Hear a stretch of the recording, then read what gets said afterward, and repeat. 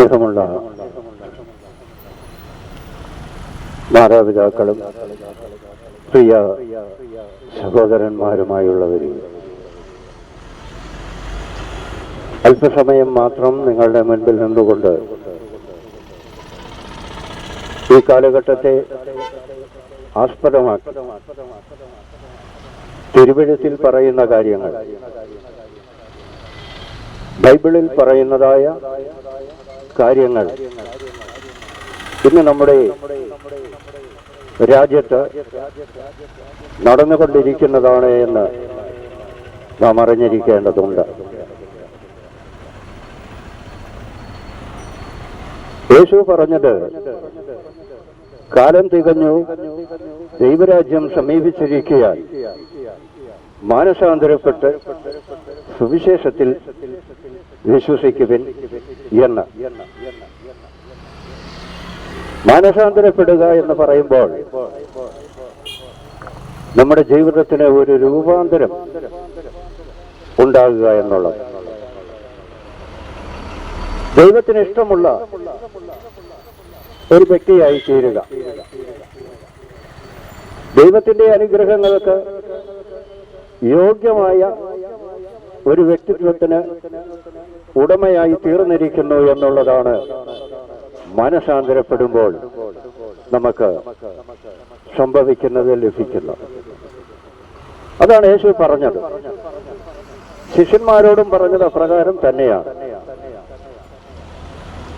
നിങ്ങൾ എന്റെ സാക്ഷികളാകുവിനെന്ന്.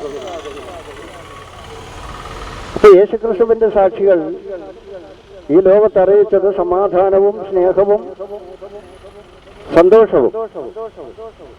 അത് ദൈവം നൽകുന്നത് പോലെ മറ്റാർക്കും നമുക്ക് നൽകുവാൻ കഴിയുകയില്ല. ആയതിനാൽ നിങ്ങൾ ദൈവത്തിൽ വിശ്വസിക്കുവിൻ എന്നാണ് പറഞ്ഞിരിക്കുന്നത്. അപ്പോൾ നമ്മുടെ ജീവിതത്തിൽ നമുക്ക് ലഭിക്കുവാനുള്ള ഏറ്റവും വലിയൊരു അനുഗ്രഹമാണ് മാനസാന്തരപ്പെടുക എന്നുള്ളത്. ആയതിനാൽ മാനസാന്തരം ഒരിക്കലും ഒരു മനുഷ്യനും നഷ്ടമാകുന്ന ഒരു കാര്യമല്ല. അവർ ഏറ്റവും സന്തോഷവും സമാധാനവും അനുഭവിക്കുന്ന ജീവിതം നയിക്കും എന്ന് തിരുവെഴുത്ത് നമ്മെ ബോധ്യപ്പെടുത്തുകയാണ്. ഇവിടെ യെശയ്യാ പ്രവചനത്തിന്റെ 3-ാം ഭാഗം മശിഹായെക്കുറിച്ചുള്ള പ്രവചനത്തെ പൂർത്തിയാക്കുന്നു. ഒരാഗോള രാജ്യത്തിനെ ആദ്യത്തെ 17 അധ്യായങ്ങളിൽ വരച്ചു കാണിക്കുന്നു. ഒരു ലോകവ്യാപകമായ രക്ഷയിൽ വീണ്ടെടുക്കപ്പെട്ട എല്ലാവരെയും ദാവീദിന്റെ ഭരണത്തിന് കീഴിൽ കൊണ്ടുവരും, ദാസനെ പോലെയും രാജാവിനെ പോലെയും എന്നാണ് ഇവിടെ പറഞ്ഞിരിക്കുന്നത്. യേശുവിനെ കുറിച്ചാണ് പറയുന്നത്. യേശു ഇവിടെ ഒരു ദാസനായി ഈ ഭൂമിയിലേക്ക് വന്നു. പിതാവായ ദൈവത്തിന്റെ ആജ്ഞാനുവർത്തിയായി ദൈവം പറഞ്ഞതൊക്കെയും ഒരു വാക്കുപോലും തള്ളിക്കളയാതെ മുഴുവൻ അനുസരിക്കുകയും അത് ഈ ഭൂമിയിൽ പ്രവർത്തിച്ച് കാണിക്കുകയും ചെയ്തു എന്ന് നമുക്കിവിടെ മനസ്സിലാക്കുവാൻ കഴിയും. യെശയ്യാ പ്രവചനം 49-ാം അധ്യായം അതിന്റെ 2-ാമത്തെ വാക്യം പറയുന്നത്, അവൻ എന്റെ വായെ മൂർച്ചയുള്ള വാളാക്കി തന്റെ കൈയുടെ നിഴലിൽ എന്നെ ഒളിപ്പിച്ചു. അവൻ എന്നെ മിനുക്കിയ അമ്പാക്കി തന്റെ പൂണിയിൽ മറച്ചുവെച്ചു എന്നാണ് ഇവിടെ തിരുവചനം പറയുന്നത്. അപ്പോൾ ഇവിടെ മറച്ചുവെച്ചു എന്ന് പറയുന്നത് യേശുക്രിസ്തു എന്ന രക്ഷകൻ ഈ ഭൂമിയിലേക്ക് കടന്നു വരും എന്ന് ഈ ലോകം അറിഞ്ഞിരുന്നില്ല. കാരണം ഈ ലോകത്തെ രക്ഷിക്കുവാൻ വേണ്ടി പാപത്തിൽ വീണുപോയ മനുഷ്യനെ അതിൽ നിന്ന് രക്ഷിക്കുവാൻ വേണ്ടിയാണ് യേശു ഈ ഭൂമിയിലേക്ക് വന്നത്. അത് പഴയ നിയമ പ്രവാചകന്മാർ അറിഞ്ഞിരുന്നുവെങ്കിലും അവർക്കത് കാണുവാനോ അതെന്താണെന്ന് ഗ്രഹിക്കുവാനോ അറിഞ്ഞിരുന്നില്ല. ഇവിടെ പറയുന്നു, അവൻ എന്നെ മിനുക്കിയ അമ്പാക്കി തന്റെ പൂണിയിൽ മറച്ചു വെച്ചു എന്ന്. ഇപ്പോൾ മിനുക്കിയ അമ്പെന്ന് പറയുമ്പോൾ പ്രിയമുള്ളവരെ, അതിൽ തുരുമ്പില്ല, കറയില്ല, അതുപോലെ മാലിന്യമായതൊന്നുമില്ലാത്ത ഒരു അമ്പ് പോലെയാണ് യേശു കർത്താവ്. അതാരും അറിഞ്ഞിരുന്നില്ല എന്നുള്ളത്. അമ്പെന്ന് പറയുമ്പോൾ ശത്രുവിന്റെ തലയെ തകർക്കുന്നതാണത്. ശത്രുവെന്ന് പറയുന്നത് മനുഷ്യനെയല്ല, മനുഷ്യനെ തമ്മിലടിപ്പിക്കുന്നതും മനുഷ്യരെ വൈരികളാക്കുന്നതും മനുഷ്യരെ തമ്മിൽ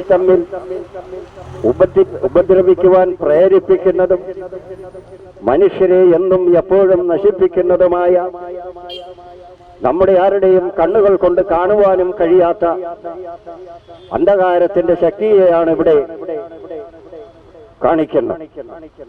ആ അന്ധകാര ശക്തിയാണ് ഇവിടെ യേശു അതിനെയാണ് നശിപ്പിക്കുന്നത്. അതാണ് തന്നെ മിനുക്കിയ ഒരസ്ത്രമാക്കി അല്ലെങ്കിൽ ഒരമ്പാക്കി ഭൂമിയിൽ മറച്ചു വച്ചിരുന്നു എന്ന് പറയുമ്പോൾ, യേശു ഈ ഭൂമിയിലേക്ക് വന്നപ്പോൾ, മനുഷ്യരുടെ ഇടയിൽ ജീവിച്ചപ്പോൾ, 33.5 വയസ്സുവരെ ഇവിടെ ജീവിച്ചു. മനുഷ്യവർഗത്തിന്റെ മുഴുവൻ ആത്മാവിന്റെയും രക്ഷയ്ക്ക് വേണ്ടി കൽവരിയിൽ ക്രൂശിക്കപ്പെട്ട് മരിച്ചടക്കപ്പെട്ട് ഉയർത്തെഴുന്നേറ്റപ്പോൾ ആ മറച്ചു വെച്ചിരുന്ന ആ മർമ്മത്തെ ഇവിടെ വെളിപ്പെടുവാൻ കാരണമാണ്. അപ്പോഴാണ് യേശു എന്ന രക്ഷകനെ പറ്റി ഈ ലോകം അറിയുകയും കാണുകയും ചെയ്തിരിക്കുന്നത്. യേശു നമ്മെ രക്ഷിക്കാൻ വന്നതാണ്, നമ്മെ ശിക്ഷിക്കുവാൻ വന്നതല്ല, നമ്മെ പരസ്പരം തമ്മിൽ അടിപ്പിക്കുവാൻ വന്നതല്ല. യേശുവിന്റെ കൂടെ ജീവിക്കുവാൻ വേണ്ടി നമ്മെ വിളിക്കുവാൻ വന്നതാണ്. അങ്ങനെയാണ് തിരുവെഴുത്ത് പറയുന്നത്. അല്ലാതെ പ്രിയമുള്ളവരെ ഒരിക്കലും മറ്റാരെയെങ്കിലും നശിപ്പിക്കുവാനോ അവരെ കവർന്നെടുക്കുവാനോ ഒന്നുമല്ല. അതുകൊണ്ട് യാതൊരു പ്രയോജനവുമില്ല. അതുകൊണ്ട് ഈ ലോകത്തിന് ഒരു ലാഭവുമില്ല, നഷ്ടം മാത്രമേ ഉണ്ടാകുകയുള്ളൂ. ആയതിനാൽ നമ്മുടെ ജീവിതത്തിൽ മാനവരാശിയുടെ ആത്മാവിന്റെ രക്ഷയ്ക്ക് വേണ്ടി ക്രൂശിക്കപ്പെട്ട യേശുവിനെ രക്ഷകനും കർത്താവുമായി സ്വീകരിക്കണമെന്നാണ് തിരുവചനം ഓർമ്മപ്പെടുത്തുന്നത്. അപ്പോഴാണ് നമ്മുടെ ആത്മാവ് വിശുദ്ധീകരിക്കപ്പെടുന്നതും നാം നിത്യജീവന് അവകാശികളായി തീരുന്നതുമെന്ന് തിരുവചനം നമ്മെ പഠിപ്പിക്കുകയാണ്. യെശയ്യാ പ്രവചനം 59-ാം അധ്യായം അതിന്റെ 16-20 വാക്യങ്ങൾ പറയുന്നത്, പക്ഷപാതം ചെയ്യുവാൻ ആരും ഇല്ലായികയാൽ ആശ്ചര്യപ്പെട്ട് അതുകൊണ്ട് അവന്റെ ഭുജം തന്നെ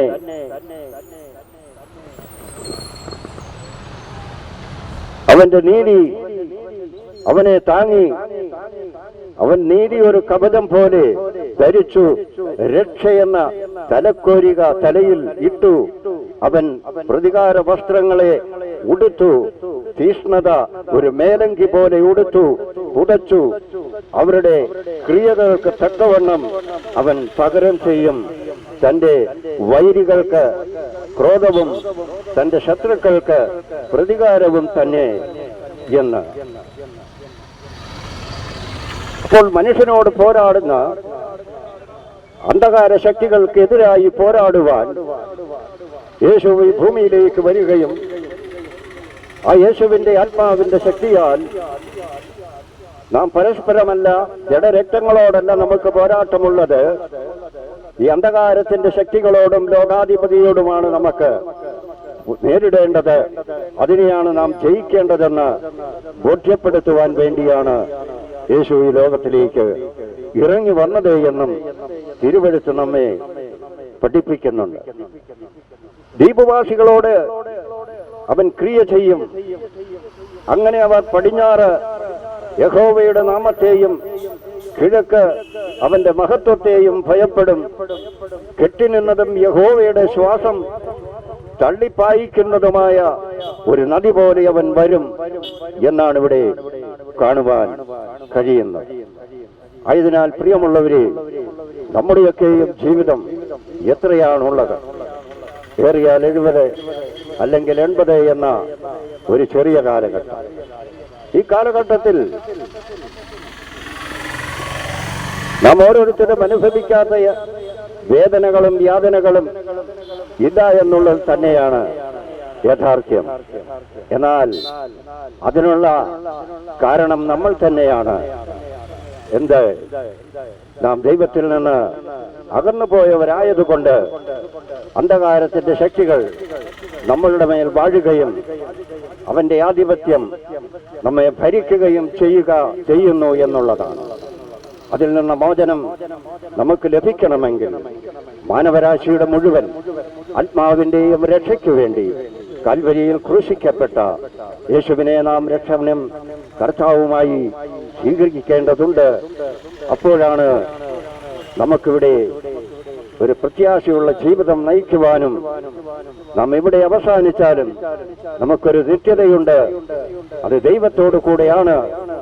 അവിടെ കഷ്ടതയും പ്രയാസങ്ങളുമില്ലാത്ത, അവസാനവുമില്ലാത്ത ആ ജീവിതത്തിലേക്ക് പ്രവേശിക്കുവാൻ യേശുവിനെ രക്ഷകനും കർത്താവുമായി ഹൃദയത്തിൽ സ്വീകരിക്കണമേ എന്ന പ്രാർത്ഥനയോടെ ഞാൻ എൻ്റെ വാക്കുകൾ ഇപ്പോഴിവിടെ അവസാനിപ്പിക്കുന്നു.